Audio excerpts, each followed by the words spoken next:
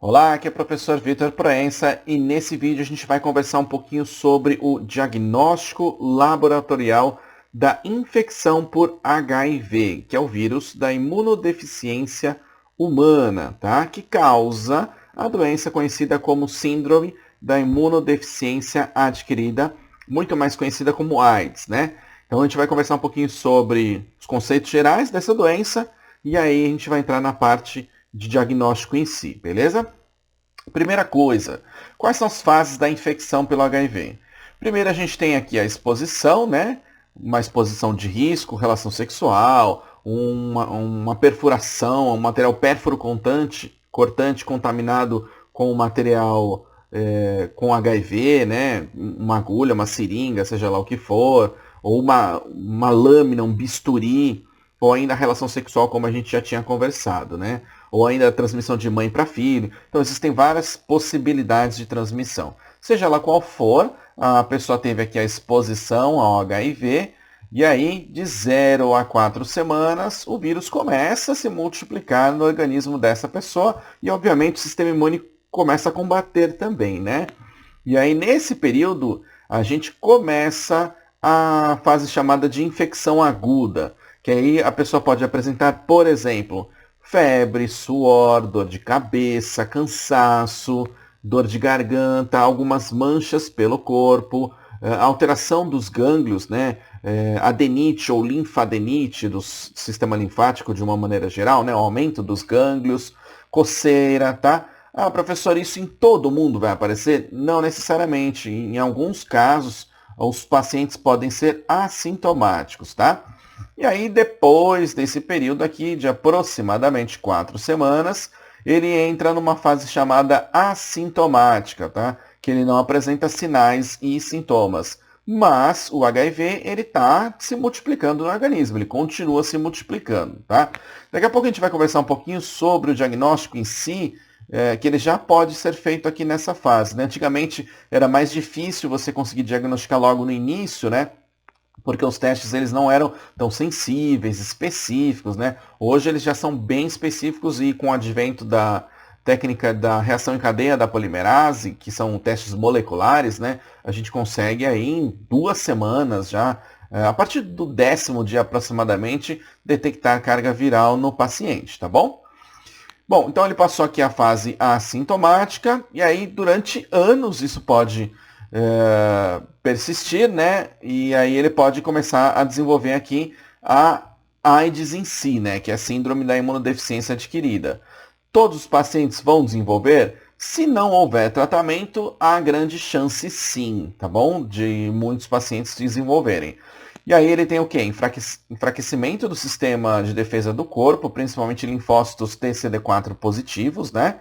E os sintomas incluem basicamente perda de peso, suor noturno, falta de apetite, diarreia, queda de cabelo e aí diversas outras doenças oportunistas por outros vírus, fungos, bactérias, protozoários, eumintos, né? E todas as outras doenças que podem ocorrer em uma pessoa que está imunossuprimida, inclusive desenvolvimento de neoplasias, de cânceres, né? Então, o diagnóstico precoce ele é extremamente importante para que possa se iniciar o tratamento nesse paciente e ele ter uma vida quase que normal atualmente, né?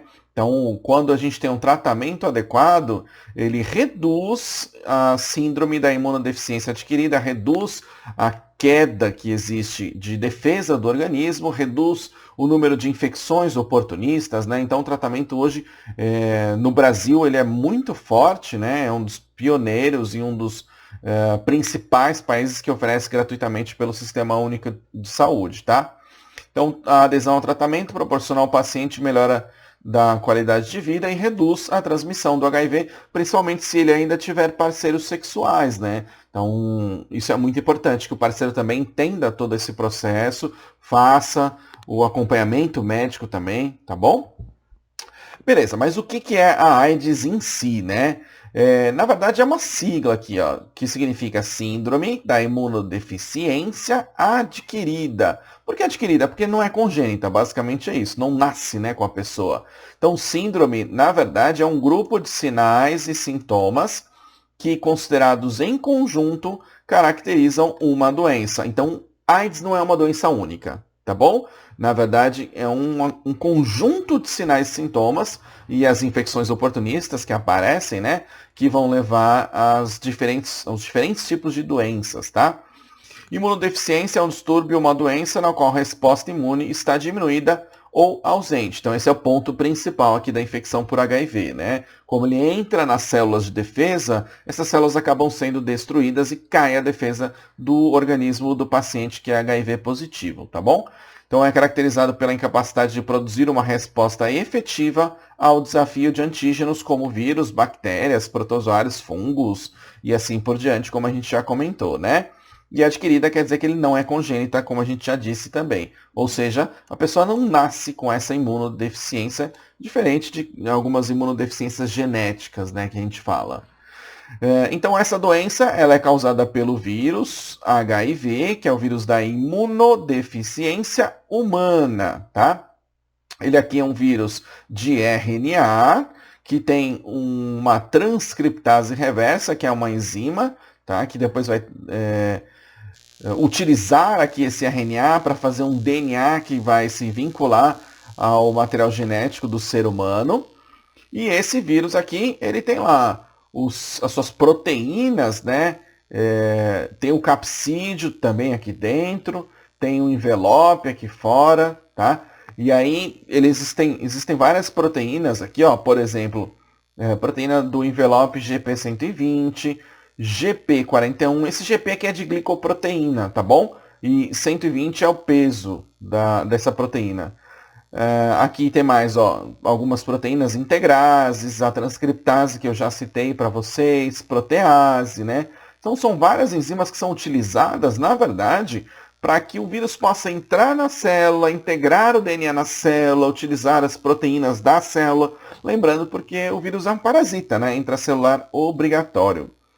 Aqui a gente tem a membrana lipídica e aqui mais algumas proteínas como as proteínas P17 e aqui as proteínas do capsídeo, que são as P24, tá? Então, todas essas proteínas podem ser utilizadas basicamente para o diagnóstico e a gente vai conversar mais para frente sobre isso, né? Algumas delas são utilizadas no diagnóstico quando faz, por exemplo, o Western blot, né?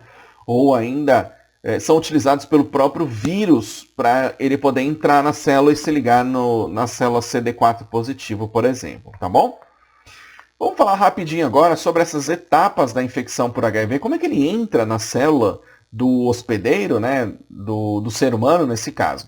Então aqui a gente tem a partícula viral, tá? A infecção ocorre nas células TCD4, então são linfócitos do tipo T, que a gente fala, né? A partícula viral ela se aproxima das células e as proteínas aqui do vírus, ó, GP120, se ligam nos receptores CD4. Professor, onde que está isso aí? Ó? Então aqui a gente tem essas proteínas se ligando nos receptores da célula. As células reconhecem aqui esses receptores e aí tem uma reação, expõe a alça e tal, e aí posteriormente esses vírus conseguem entrar na célula, se fundir, né, o envelope viral consegue se fundir com a célula, tem a ativação aqui da proteína GP41, que a gente fala, fusão do envoltório viral e da membrana celular, e o vírus penetra na célula do linfócito T, que a gente está falando aqui nesse momento, né?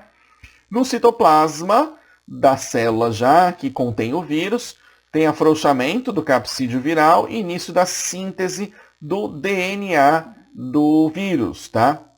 Pela enzima que é chamada de transcriptase reversa. Então ele pega um material genético que é de RNA e aí transcreve inversamente, né, ou reversamente, um DNA que possa se fundir à célula do hospedeiro. Então no final o RNA é transformado num DNA de fita dupla por ação dessa enzima que eu acabei de falar para você, que é a transcriptase reversa, tá? O DNA de fita dupla liga-se à enzima integrase, então o nome dela já diz, ela integra, né, o material genético do vírus ao DNA da célula dos seres humanos, e aí ele se vincula lá dentro do núcleo da célula.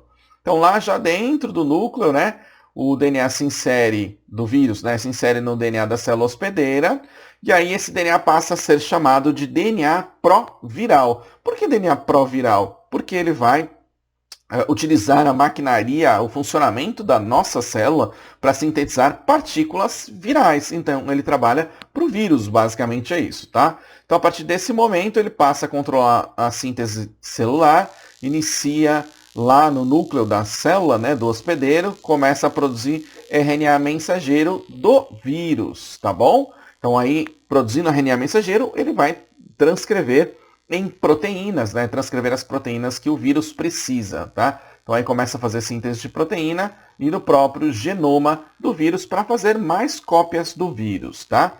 Então aqui, ó, os RNAs produzidos saem do núcleo e vão para o citoplasma da célula, tá? Lá no citoplasma são sintetizadas outras proteínas precursoras, aqui GAG, GAG-POL, ENV, né?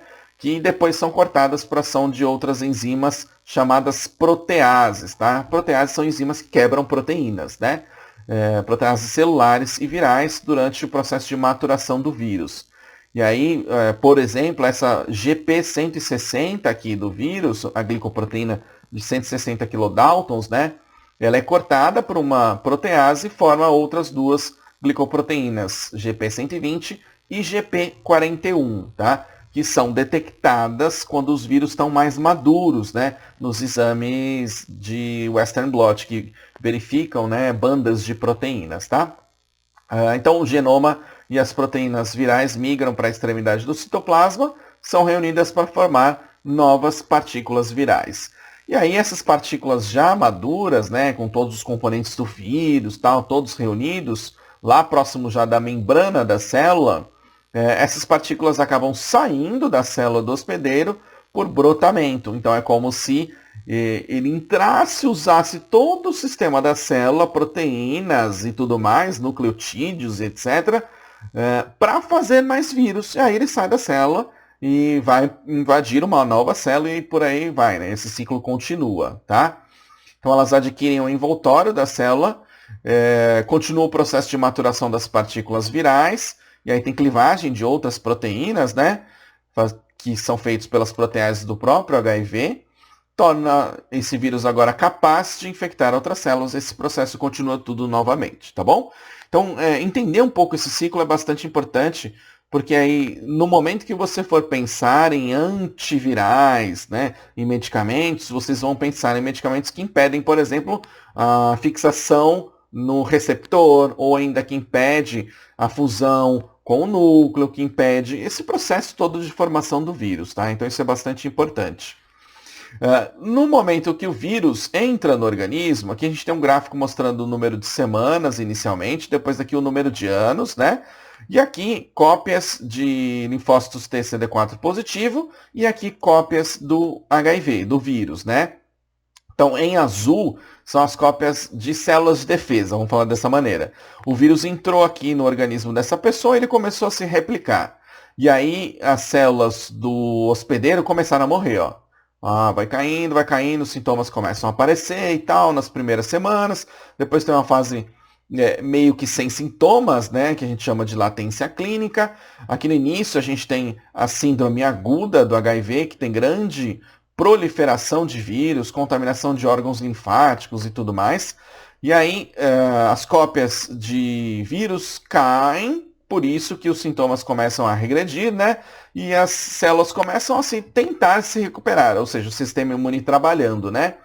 E aí depois o vírus novamente começa a se replicar, invadir mais células, e aí ele ativa esses sintomas que começam a aparecer, que são sintomas bem característicos de síndrome da imunodeficiência adquirida ou AIDS, né? E aí tem uma grande proliferação de cópias aqui de vírus, né? Mostrando aqui, na verdade, que em escala logarítmica, né? 10 à quinta, 10 à sétima, sexta, 10 à sétima e assim por diante.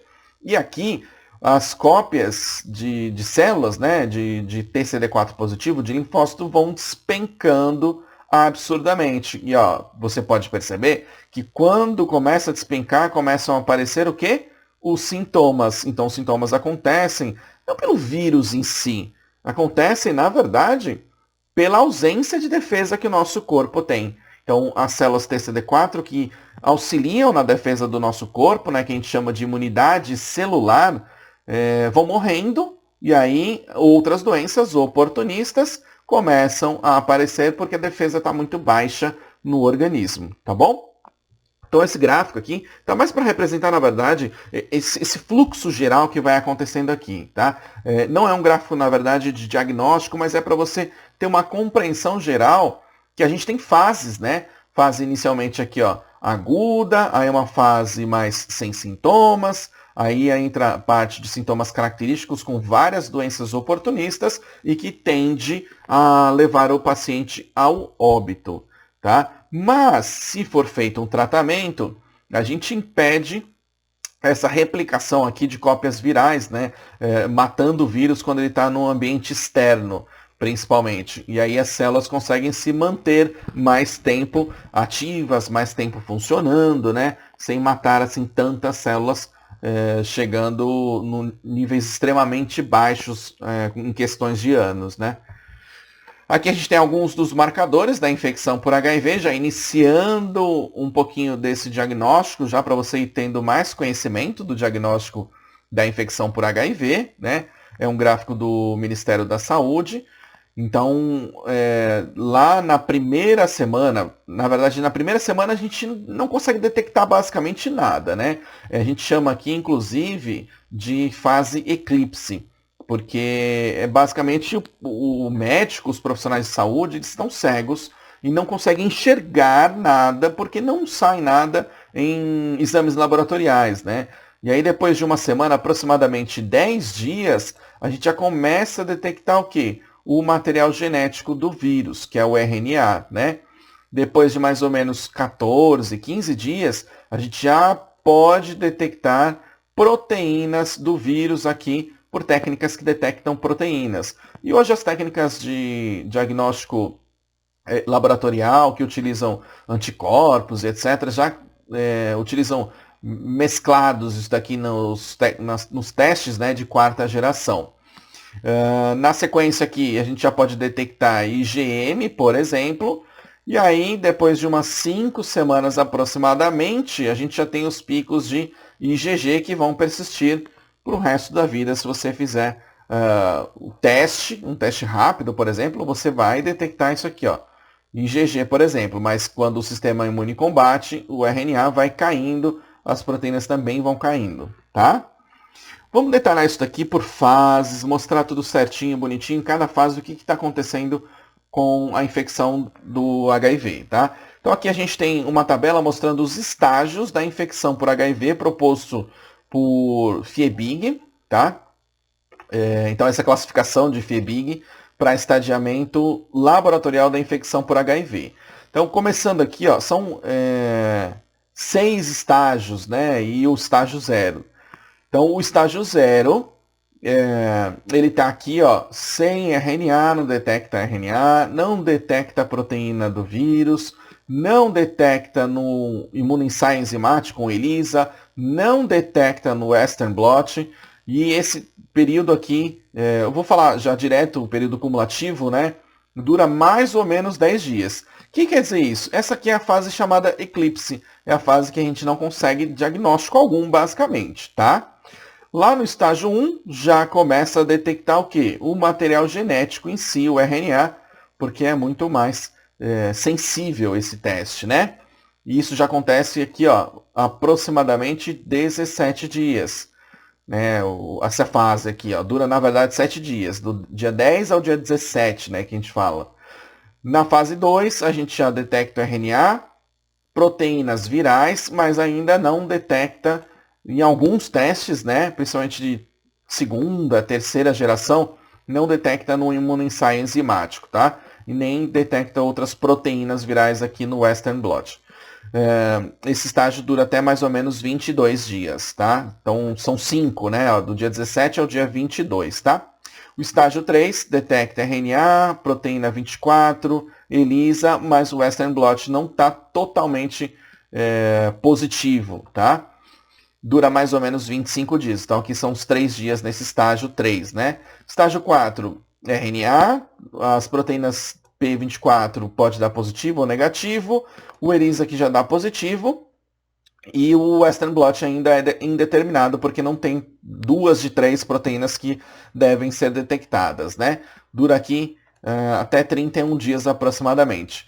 E o estágio 5 aqui, ó, RNA você detecta, a proteína P24 isso varia um pouco, ELISA positivo, e o Western blot já começa a aparecer aqui, ó, pode dar positivo pela presença da P31, né?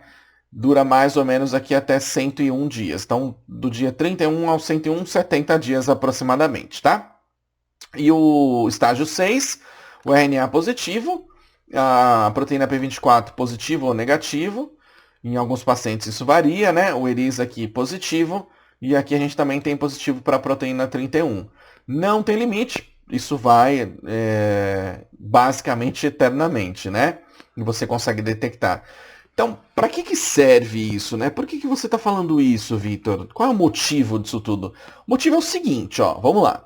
Imagina que o paciente teve relação sexual desprotegida, ele não utilizou um preservativo, por exemplo. E aí, a menina, o homem, seja lá o que for, né? Fala assim no dia seguinte, olha, eu sou HIV positivo, né?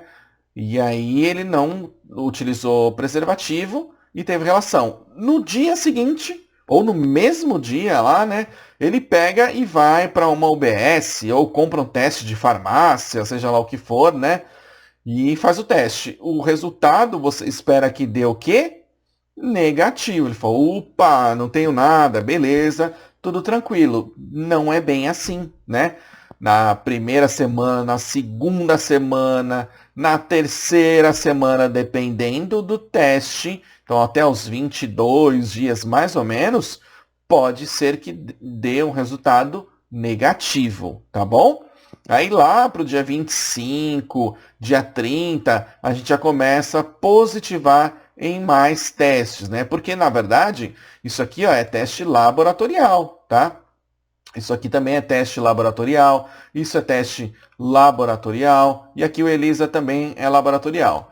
Pessoal, mas pode ter aí um teste que é teste rápido, né? Aquele que você fura, faz punção digital da polpa digital, pinga o sanguinho, pinga o diluente e tudo mais, espera lá uns 10, 15 minutos e vê o resultado. Pode ser que naquele teste já dê positivo, por exemplo, aqui, ó, nessa fase 3, sim, é bem possível, tá? Tem alguns testes desse que utilizam combinações de antígenos e tudo mais, que pode dar positivo até na segunda semana. Mas é importante a gente falar que os testes rápidos, o fluxograma padronizado pelo Ministério da Saúde, que são 2 fluxogramas, basicamente, 1 e 2, né, não são indicados para a fase aguda, tá? São indicados mais, não logo no início, né, mas para 3, 4 semanas, 5 semanas, tá bom? Então, para as primeiras semanas, o indicado aqui seria, por exemplo, um teste de RNA, e aí tem fluxos específicos para isso. A gente vai conversar um pouquinho mais sobre esses tipos de teste, tá? Então, é importante que você conheça essa evolução, né, esses estágios que acontecem da infecção por HIV, porque aí você pode ter mais noção do que pode acontecer, o que se espera desse teste. Então, imagina que esse cara aqui, esse paciente, né, teve relação sexual desprotegida e ele faz o teste e deu negativo. O que você deveria indicar? Olha, em caso de suspeita, se persistirem os sintomas e tudo mais, você repete o teste. Então, repetindo o teste, por exemplo, depois de 10, 20, 30 dias, dependendo do fluxograma aí que a gente está falando, né? A gente já tem a presença aqui de anticorpos que podem ser detectados nos testes rápidos, por exemplo, tá bom? Então, prosseguindo aí nessa história toda, vamos entender melhor agora num gráfico como que são esses estágios. Então, como eu falei para vocês aqui, ó, deixa eu só explicar primeiro quais são os parâmetros, né, que a gente está analisando. Ó. Primeira coisa, aqui ó, a gente tem o RNA viral no plasma, cópias por ml, tá? Então aqui ó, 10 a primeira, segunda, terceira, quarta, quinta e 10 a sexta, tá? Cópias do vírus, né? E aqui a gente tem o segmento em dias da transmissão do HIV, beleza? Aqui a gente tem a fase eclipse, estágio 1, 2, 3, 4, 5 e 6, proposto por Fiebig, tá? Então aqui começa, a pessoa teve contato, obviamente, né? Esse gráfico está mostrando isso. A pessoa teve contato com HIV nos 10 primeiros dias, aqui aproximadamente, a gente tem a chamada fase eclipse, que a gente não detecta basicamente nada, porque não atinge o limite de detecção dos testes, né, para os exames, aí, os diferentes tipos de exames, tá bom? Aí na fase 1 aqui, ó, a gente já tem mais cópias de DNA, fase 2, 3, 4, ó, os picos aqui de cópia de DNA, depois caem um pouco, pela defesa do nosso sistema imune, né? E aí depois começa a ficar mais um platô em si, né? Pessoal, na fase 1, o que eu consigo detectar? Eu consigo detectar aqui, ó, o RNA, como eu já tinha dito para vocês, por testes moleculares, teste de PCR, basicamente. Pessoal, no estágio 2, o que eu já posso detectar? Aqui, ó, antígeno P24, por imunoensaio. Na fase 3, anticorpos já podem estar presentes e os testes de terceira geração podem dar positivos já, tá? O Western blot pode ainda dar negativo e na fase 4, né, pode dar também indeterminado. E na fase 5, eu já tenho aqui anticorpo presente, já dá positivo o Western blot e não tem a presença da P31, que é uma proteína viral, tá? E aí lá para a fase 6, o anticorpo está presente, o Western blot positivo e a proteína P31 também já está positivo, tá? Isso quer dizer o quê? Que durante todo esse período eu consigo detectar RNA, aqui lá pelo 15º dia antígeno, aí aqui lá pelo 20º dia anticorpos, tá? Então os testes hoje estão, na verdade, em 4ª geração. Os testes imunoenzimáticos, né, basicamente, que são bastante utilizados para o diagnóstico de HIV. Então eles começam a detectar cada vez antes, tá? Então, de 15 a 20 dias, você já pode ter resultado laboratorial sendo detectado não só por PCR, mas também por imunoensaio enzimático, tá bom? Aqui são alguns testes realizados na chamada etapa de triagem. Pessoal, o que é essa etapa de triagem? É o seguinte, ó, os testes são sempre feitos dessa maneira. Eu faço um teste de triagem, e normalmente um teste, né? E um teste complementar, tá? E aí no fluxograma eu vou explicar isso daí. Calma, que depois a gente vai mostrar detalhadamente quais são esses testes, né? Então, normalmente faz triagem com um teste mais sensível, depois você faz um teste complementar mais específico para o HIV, tá bom? HIV 1 e 2, né, que existe também, apesar de no Brasil não ser endêmico, tá? Aqui no Brasil o HIV1 é o principal. Então, os métodos recomendados pelo Ministério da Saúde são o ELISA, né, um ensaio imunoenzimático, com micropartículas, que a gente chama de MEIA, ensaio imunológico quimioluminescente, aqui tem a sigla, né, QL, ensaio imunológico com revelação eletroquimioluminescente, EQL, ensaio imunológico fluorescente ligado à enzima, chamado de ELFA, ensaio imunológico quimioluminescente magnético, CEMIA, e aqui os testes rápidos, tá? Que hoje estão bastante disseminados, está bastante comum, bastante espalhado no Brasil todo, principalmente em locais que não tem uma estrutura laboratorial, né? Porque vamos parar e pensar um pouquinho. Para fazer isso tudo aqui, ó, eu preciso basicamente de um laboratório, né? De imunologia. Eu preciso de reagentes, de anticorpos, de placas de ELISA, né? E tudo mais. E eu preciso de profissional treinado para isso, tá? Muito bem treinado, na verdade, né? Na grande maioria desses testes aqui. Agora, aqui em teste rápido, você pode fazer, por exemplo, um treinamento que é inclusive gratuito, promovido pelo Ministério da Saúde, pelo Telelab, e aí você já se qualifica dentro dessa área para você já entender melhor esses testes rápidos aí. Então, na verdade, assim, o conceito é muito legal dos testes rápidos, mas é bastante simples, né? O desenvolvimento do teste, a pesquisa por trás é bastante interessante, mas o princípio em si é bastante simples, né? A condução do teste é bastante simples. Agora, você saber o que fazer, como você faz o teste 1, o teste 2, como você faz um laudo, isso tudo é um pouco mais complexo e a gente vai conversar algumas dessas coisas hoje, tá bom? Aqui são alguns desses ensaios enzimáticos, tá? Esse aqui é um ensaio imunoenzimático indireto, do tipo ELISA. Então aqui tem a sigla em inglês, né? E escrito aqui também em inglês, né? A sigla vem dessa sigla. Então aqui a gente tem as plaquinhas de ELISA. Você incuba com a amostra do paciente, né?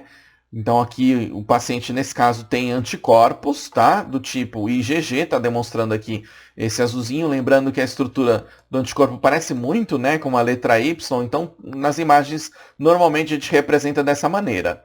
Na plaquinha, ela já está revestida aqui, ó, esses negocinhos, triângulozinho aqui, tá demonstrando o antígeno do HIV, né? Antígeno de HIV ligado à fase sólida do pocinho da placa de imunoensaio enzimático, de ELISA, né?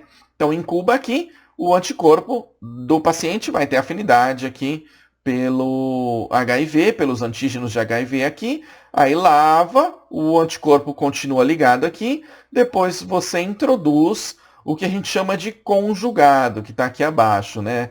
Na legendinha para vocês aí. O anticorpo anti-IgG humana, aqui, ó, na letra Y aqui também, né, demonstrado, ele se liga aqui na porção FC da IgG do paciente e ele é conjugado com uma enzima, tá? Esse Ezinho aqui está demonstrando uma enzima. Então é feita uma lavagem, isso aqui está tudo grudado, está tudo fixado, né, o anticorpo no antígeno e o conjugado no anticorpo, tá? E aí a enzima também está aqui. Na sequência é introduzido um substrato que é cromogênico, que a gente fala, né, que muda de cor, basicamente. E aí a reação da enzima com esse substrato aqui, uma reação enzimática, vai degradar o substrato, vai mudar a cor e vai denotar a presença de anticorpos. E isso pode ser lido num espectrofotômetro, tudo bem? Aí esses testes aí continuaram evoluindo. Na sequência a gente tem um imunoensaio enzimático do tipo sanduíche, ou imunométrico de terceira geração, tá? Do tipo ELISA. Então aqui a gente tem antígenos, tem anticorpos diferentes, aqui ó, IgG, que lembrando é mais de fase crônica, né, ou mais antigo, digamos assim, mas eu passei nesse caso aqui ó, a detectar também IgM, tá? Então tem IgM anti-HIV presente na amostra do indivíduo. Então ele detecta IgM e IgG. Qual aparece antes, normalmente, né? Nos diferentes tipos de problemas de vírus, fungos e tudo mais. IgM, lembrando disso, né? Então aqui vai se ligar. IgM também aqui nos antígenos. Você incuba, faz todo esse processo, lava. Aí os anticorpos estão todos ligados aqui nos antígenos, na plaquinha, fixos na fase sólida. Você introduz aqui o conjugado, que são peptídeos sintéticos ou proteínas recombinantes do próprio HIV, com enzima, tá? Então o conjugado aqui não é um anticorpo nesse caso, tá? Na verdade são proteínas virais, em sua grande maioria. Incuba, eles vão se ligar aqui, ó, nesses IgM que estão sobrando aqui, por exemplo, tá? E aí você lava os anticorpos ligados aqui, que tem conjugado, né, ligado à enzima, vão atuar no substrato que é adicionado posteriormente, muda de cor, degrada o substrato e aí denota a presença do anticorpo na amostra desse paciente, tá bom? Isso é chamado de ensaio imunoenzimático do tipo sanduíche, tá bom? Por que sanduíche? Porque aqui eu tenho antígeno, anticorpos no meio, e aqui eu tenho mais antígenos, tá? É como se eu fizesse um sanduíche aí contendo no meio anticorpos do paciente, tá bom? E aqui eu tenho o ensaio imunoenzimático sanduíche ou imunométrico de quarta geração, esses que são mais utilizados atualmente, né? Então, nesse caso, como que ele é feito? Ó, ele tem aqui ó, o triângulozinho, representa o antígeno do HIV, né, ligado à fase sólida da placa, mas ele também tem aqui ó, anticorpo anti-P24, que é uma das proteínas que tem no vírus, também ligado à fase sólida, tá? Nos anteriores, era basicamente só antígeno, né? Agora ele colocou antígeno e anticorpo. Aí vamos parar e pensar um pouquinho. Quando eu faço isso, eu vou conseguir segurar mais, né, nas minhas amostras outros tipos de substâncias. Então vamos ver quais são essas substâncias aí, né? Então esse daqui, ó, que é um pentâmero que a gente fala, é um IgM, né, um anticorpo do tipo IgM anti-HIV. Esse daqui que é só uma letra Y, né? É o anticorpo do tipo IgG anti-HIV. E esse negocinho aqui, ó, é uma proteína P24 do vírus, tá? Então é IgM, IgG e proteínas virais. Por que isso? Porque ó, vamos pensar o seguinte, eu tenho um anticorpo lá na fase sólida. Quando eu acrescento essa proteína aqui ó, do vírus, ele se liga aqui nesse anticorpo que está fixo na fase sólida. E os antígenos aqui também fixam os anticorpos IgM e IgG. Aí lava, tudo que tiver que sair vai embora, os anticorpos estão ligados aqui nos antígenos, os antígenos P24 do vírus estão ligados aqui nos anticorpos fixos na fase sólida da plaquinha, e eu coloco agora antígenos com enzimas. Então vamos lá, ó. Antígeno do HIV, né, o azulzinho, e a letrinha E, a enziminha aqui, ó, então conjugado aqui, ó, na verdade, né, esse daqui. E esse daqui, ó, em rosinha aqui, é o conjugado ligado, né, no anticorpo aqui, ó, anticorpo anti-P24 ligado na enzima. Então vamos pensar um pouquinho. Esse antígeno vai ligar onde? Vai ligar aqui, ó, no anticorpo. E esse anticorpo vai ligar onde? Ó? Vai ligar aqui, ó, tá? Nessas outras estruturas aqui do antígeno que está sobrando aqui. Então, vai fazer aqui um aglomerado de antígenos e anticorpos. Então, esse teste começa a ficar cada vez mais sensível, tá? Por isso que ele começa a detectar mais precocemente o HIV. Aí lava, tudo que tiver que sair, vai embora, tudo beleza. Aí eu tenho as enziminhas aqui, ó. Eu vou colocar um substrato que é cromógeno, produz uma reação colorida na reação enzimática, né?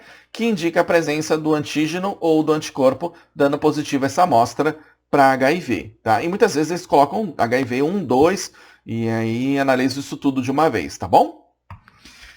E aqui a gente tem os testes rápidos que são feitos em estruturas que não necessariamente são estruturas laboratoriais, tá? Existem vários tipos aqui, ó, são tipos diferentes, tá?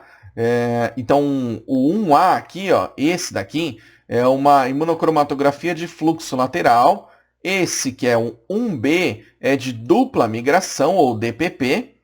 E o 1C, que é esse daqui, ó, é de imunoconcentração. E esse daqui é de fase sólida, tá? São vários tipos diferentes aí que podem ser realizados dentro do laboratório, depende da marca, depende do fabricante, né? E tudo mais. Mas esse daqui só para a gente entender um pouquinho melhor, depois tem mais uns slides mostrando isso. Você coloca o sangue aqui, coloca aqui o diluente, né?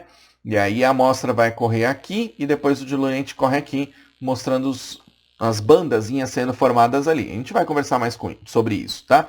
E esse aqui é mais simples, na verdade, né? Você coloca aqui o sangue e o diluente, ele já corre aqui numa única linha, né? Num único fluxo de migração aí, tá? Esse aqui chama dupla migração, porque migra aqui e depois aqui, tudo bem? O que pode ser utilizado no teste rápido? Sangue total. Então, isso facilita muito o diagnóstico, porque eu não preciso, por exemplo, centrifugar, tá? Então, se eu pegar aqui, ó, sangue total, eu posso coletar num tubo, por exemplo, né? Com algum tipo de anticoagulante, ou eu posso fazer por punção digital, que é só fazer um furinho no dedo, pinga lá uma gotinha, ou pega a pipetinha, né? O capilarzinho, e aí pinga uma gotinha lá no local de amostra e pinga umas 3 gotinhas de diluente, tá? É bem simples, na verdade. Óbvio, tem um procedimento de asepsia e tudo mais, mas assim, o princípio é simples, tá bom? Pode ser utilizado também soro, né? Você pode coletar em tubo sem anticoagulante, e aí nesse caso não contém fibrinogênio, plasma, e ainda que é uma coisa assim mais nova, né? E hoje existem fluxos para testes rápidos contendo o fluido oral, ou fluido, na verdade, crevicular gengival, porque é dessa região aqui, das gengivas, na verdade, né? Internamente que é utilizado esse suave aqui. Então é o líquido encontrado no sulco gengival, obtido por meio de um dispositivo específico, que é um suave, né? Tipo um cotonete, resumindo, né? Pressionando a gengiva acima dos dentes. Mas a gente fala mais como fluido oral. É mais comum assim porque essas palavras são um pouco complicadas, né? Na prática, o povo fala fluido oral. E aí ele contém proteínas plasmáticas e anticorpos também, tá bom? Aqui é um dos testes, tá? Do teste BioEasy, na verdade, de uma empresa específica, tá? E então como é que funciona esse processo todo? Então, primeiro, aqui onde a gente tem a letra S, vem de sample, de amostra, tá? É onde você coloca a amostra mais o tampão. A amostra sempre vai estar representada aqui como se fosse uma gotinha vermelhinha. E aqui na amostra eu tenho anticorpos, né? Anti-HIV1 e HIV2 também, tá bom? Aí você pinga aqui o sangue e pinga o tampão. Cada fabricante tem um procedimento que obrigatoriamente deve ser seguido, tá? E se não der certo, você repete o teste. Se continuar dando errado, você troca o fabricante. E aí manda para o Ministério da Saúde, manda para a empresa também, avisando que não funcionou o teste, né? Resumidamente. Então, aqui dentro, ó, eu tenho superfícies diferentes, né? Superfície da amostra, a absorvente, superfície do conjugado e aqui a membrana de nitrocelulose que faz a cromatografia em si, né? Quando você pinga aqui o sangue, as gotinhas do tampão, isso aqui vai passar, o sangue com o tampão vai migrar aqui, né, por capilaridade, e aqui eu tenho uma fase, né, uma parte que a gente chama de conjugado. O que é esse conjugado aí? Então vamos ver aqui na colinha, né, na legendinha. Eu tenho ouro coloidal, que vai dar essa coloração aí avermelhada, né, e antígeno do HIV1, que está demonstrado aqui em pretinho, antígeno do HIV2, que está demonstrado em azulzinho aqui. Então eu tenho antígenos conjugados com ouro coloidal. Na hora que passa o anticorpo do paciente, que ele vai ter HIV1 ou 2, né? Normalmente no Brasil HIV1, tá? Mas é possível ter HIV2 também, apesar de menos comum. Ele vai se ligar aqui nesses antígenos e vai arrastar os antígenos, tá? E aí eu tenho uma área de leitura agora. Agora começa a leitura em si. Para HIV1, para HIV2 e uma área que é, na verdade, de controle. Tá? Aí, primeira coisa, o controle tem que aparecer a banda aqui, senão o teste é inválido. Tá? Isso é importante a gente explicar antes de qualquer coisa. Então, na hora que migra aqui, esse controle tem que dar a banda aqui, senão está tudo inválido. Tá? Agora, a área de leitura do HIV2 ou HIV1 só vão dar positivo se o paciente for positivo para cada um deles, né? Obviamente. Então, nesse caso aqui, o que vai acontecer? O conjugado vai migrar aqui, tá? Ele vai se fixar com o anticorpo, né? Com o conjugado, vai se fixar nas proteínas do HIV1, tá?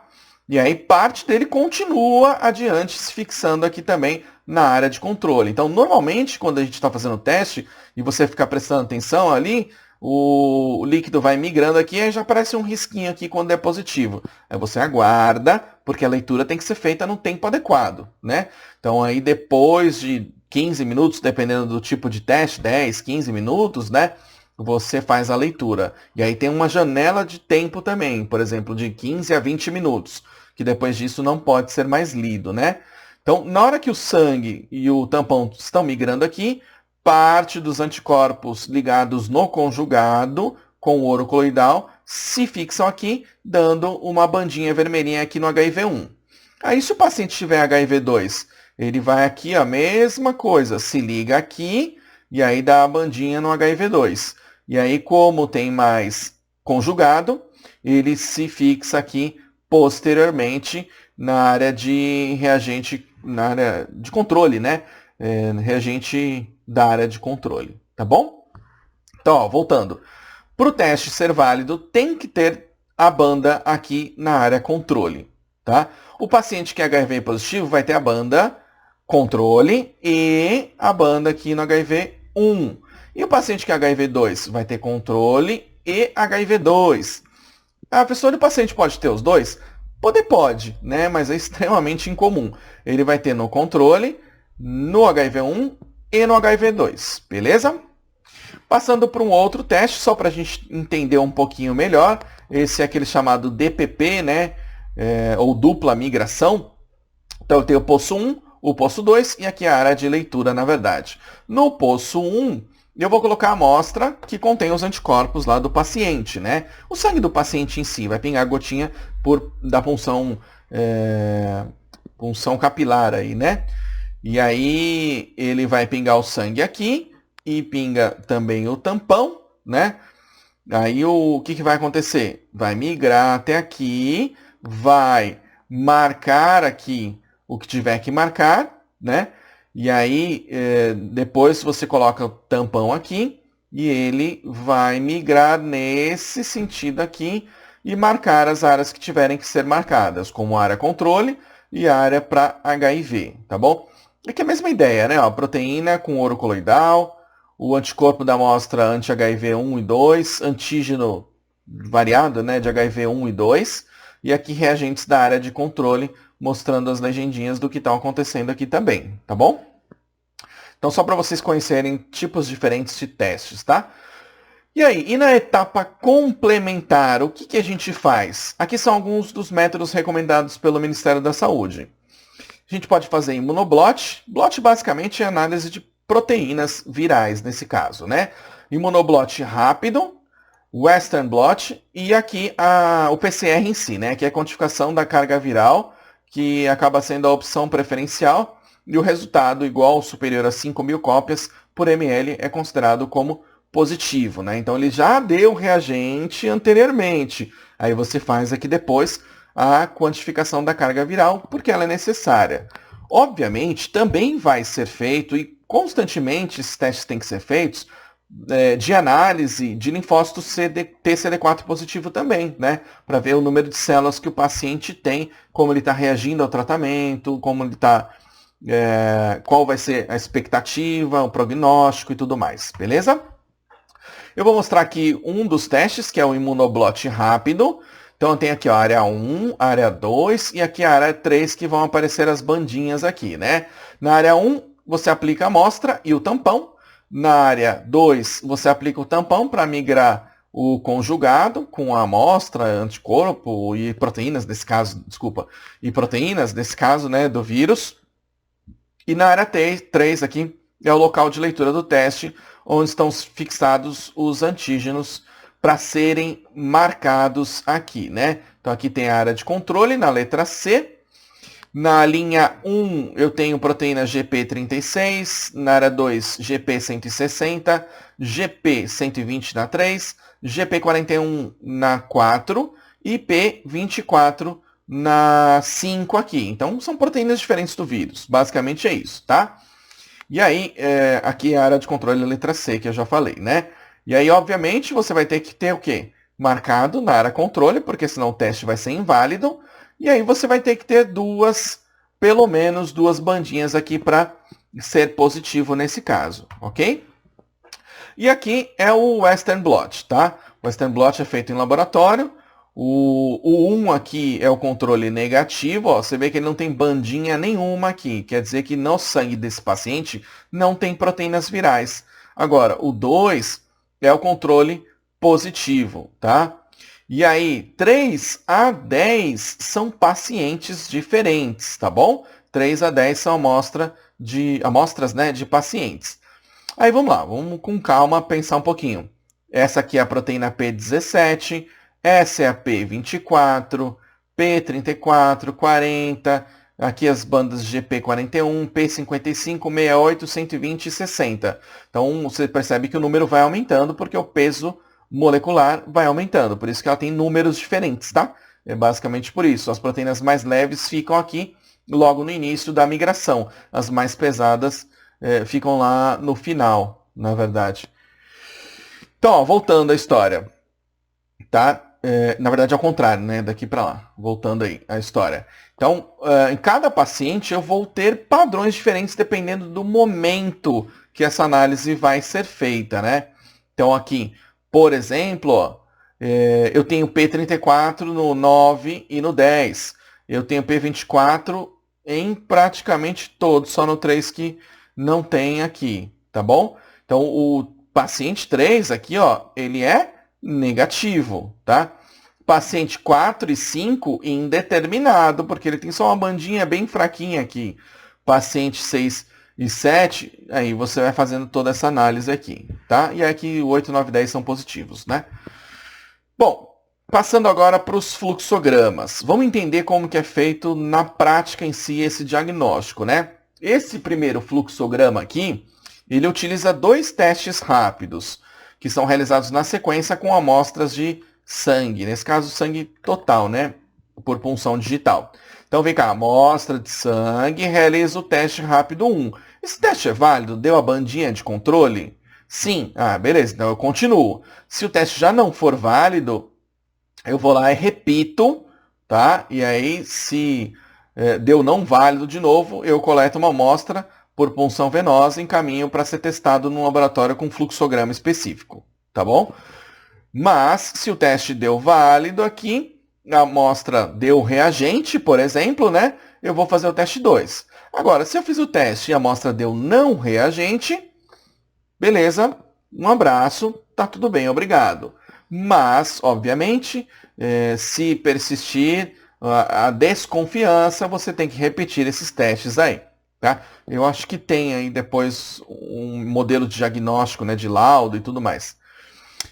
Então aqui, ó, fez o teste 2, ele foi válido também, o resultado foi reagente, você libera o resultado, amostra reagente para HIV.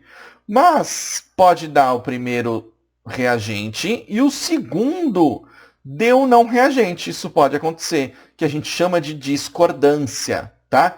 Aí você vai lá e repete esse procedimento aqui, de preferência com outro tipo de teste aí, né? Mas você pode também mandar essa amostra para o laboratório fazer outros testes diferentes, tá bom? Então, se tem discordância, é importante que o paciente seja informado sobre isso, que o exame dele vai ser enviado para o laboratório, tá bom? E aí você não vai dar o resultado ali na frente do paciente, porque esses testes 1 e 2 normalmente são presenciais, tá? E aqui o fluxograma 2, então, você tem a amostra agora de fluido oral, realiza o teste 1, ele foi válido, digamos que deu tudo certo, o resultado foi reagente, tá? Aí você depois passa para uma amostra de sangue, tá bom? Aí se ele fez o teste aqui 1 com fluido oral e deu não reagente, ponto, acabou ali, é um ponto de parada, né? Se persistir o sintoma, a desconfiança e tudo mais, ele vai repetir o teste posteriormente, alguns dias para frente, né? Então aqui deu positivo nesse caso, continuando o fluxo, ele realiza o teste 2 com sangue, o teste, digamos que ele seja válido, o resultado deu reagente, manda o resultado como reagente, ponto, acabou. E se houve discordância, o primeiro positivo e o segundo negativo, você faz o quê? Você repete o teste aqui, repete todo o fluxo ou manda para o laboratório por punção venosa, né? Coleta o sangue e encaminha para ser testado nos outros fluxogramas. Então, fluxograma 1 e 2 é basicamente para teste rápido, tá bom? E aí pode ser feito fora do laboratório. Aí o 3, 4, 5, 6 já são em laboratório, tá bom? Então aqui vamos mostrar o fluxograma 3 com imunoensaio de 4ª geração, seguido de um teste molecular. Então você imagina, aqui é extremamente sensível, né, esse tipo de teste, tá? Então, nos 2 anteriores, eles não são indicados para fase aguda, tá bom? Então aqui você coleta a amostra do paciente, soro ou plasma, então basicamente é intravenoso, né? Realiza o imunoensaio enzimático de 4ª geração, como teste 1, e digamos que ele dá um não reagente, libera aqui o resultado e pronto, tá? Aqui tem um númerozinho aqui mostrando que se persistir o sintoma, etc., ele deve repetir o teste, né? Se o resultado agora deu reagente, ele realiza o teste molecular, que é PCR, né? Resumidamente. Se tem mais que 5.000 cópias por ml, o resultado é liberado como reagente, né? Como positivo. Vou deixar aqui dessa maneira assim, ó. Positivo. Tudo bem? E se ele fez o primeiro teste, deu positivo, né? Reagente aqui. E fez o segundo teste, que é um PCR, e não detectou a quantidade de cópias específicas. Aí ele faz um outro teste. Realiza um Western blot, imunoblot ou imunoblot rápido, tá? Que seria um teste 3. O resultado deu reagente, sim, a amostra vai ser reagente para HIV. Se deu não reagente, a amostra vai ser considerada como indeterminada. E aí, posteriormente, ele vai ter que fazer um outro teste quando tiver mais bandas aqui, por exemplo, de proteínas virais, tá bom? Mas você fala, professor, peraí. Agora deu uma confusão na minha mente. Por que o imunoensaio enzimático de 4ª geração deu positivo, mas as cópias virais não atingiram o limite de reação aqui, né?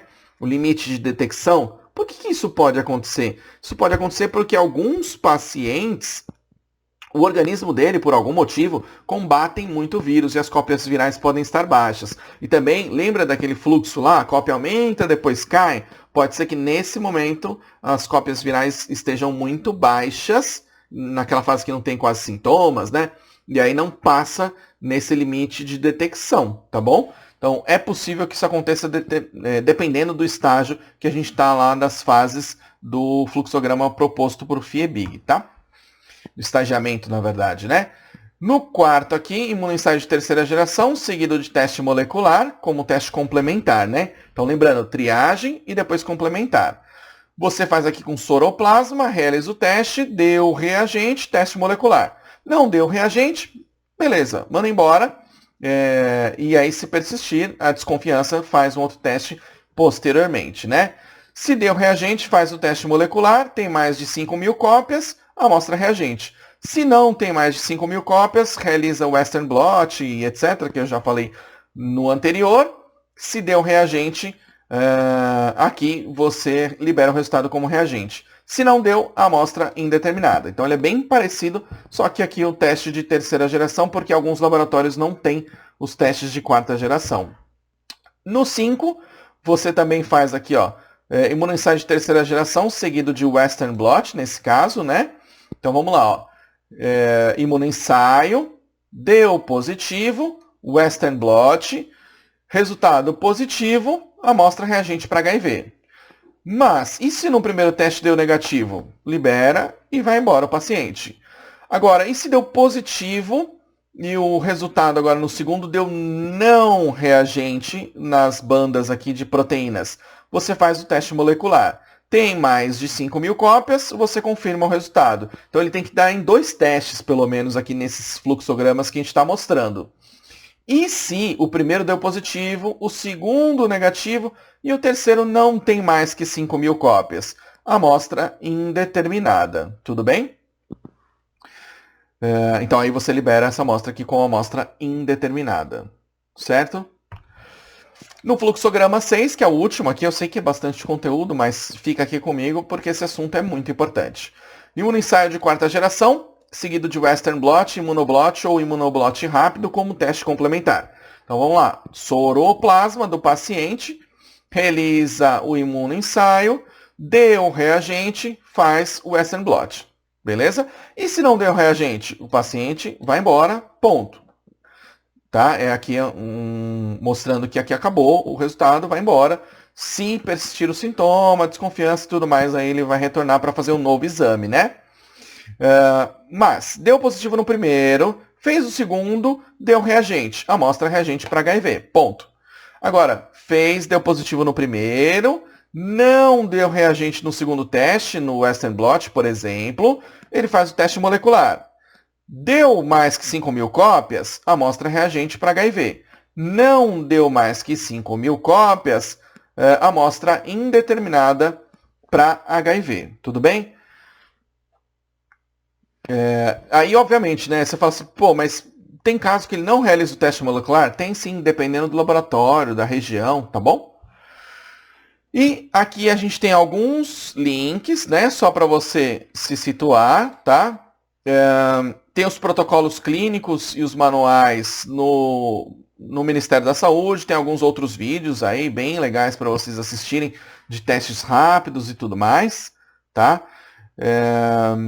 E os laudos você consegue aqui também lá no Ministério da Saúde, e se você quiser depois eu libero lá no sistema para vocês também, tá bom?